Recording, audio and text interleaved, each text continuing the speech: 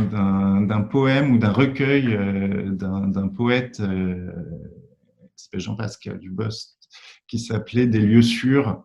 Et parmi les lieux sûrs, c'est-à-dire les cachettes, les cabanes, les endroits où on se sent chez soi et les endroits où on se sent bien, forcément, il y a la librairie, qui est quand même un commerce assez particulier, parce que c'est un commerce où on va en ayant une partie du mobilier déjà à la maison.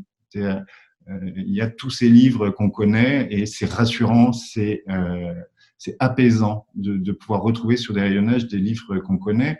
Et puis avec ce grain de sel en particulier qui est aussi particulier à la librairie et peut-être particulier aussi à la librairie en France, c'est le choix du libraire, c'est-à-dire la couleur que met un libraire dans sa librairie. Et là, c'est pas uniquement un voyage en territoire connu, c'est la surprise, c'est le livre qu'on prend alors qu'on n'était pas du tout venu pour acheter un livre, ou pas celui-là.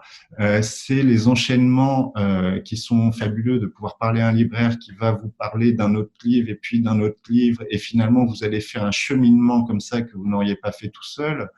Et toutes ces expériences-là font que la librairie voilà, s'il devait en rester qu'un pour moi, ce serait la librairie avant le reste. Euh, je conçois pas d'aller dans une ville sans aller voir, si on est au bord de la mer, sans aller voir le port et le libraire, par exemple. C'est un rôle de l'ombre. Il se trouve que j'ai été libraire et je sais ce que c'est aussi le silence du libraire, c'est-à-dire de regarder des gens déambuler ou fouiller les étagères.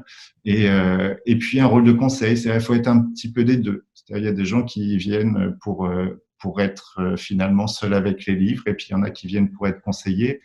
Le bon libraire, c'est celui qui sait faire les deux, c'est-à-dire être à la fois une canne ou un appui, et à la fois quelqu'un d'extrêmement permissif parce qu'il permet de faire son chemin tout seul.